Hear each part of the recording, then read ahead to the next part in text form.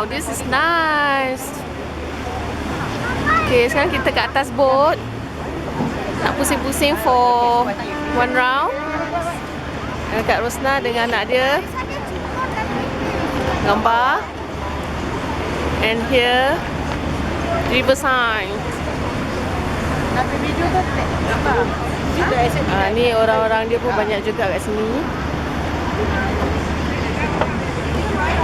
And this is the punya boat. Okay. Second story. And glittering Eiffel Tower. Yeah.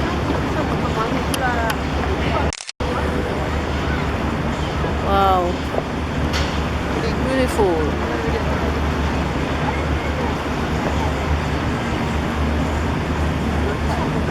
Okay. See you. InsyaAllah. Nak tengok situ weh.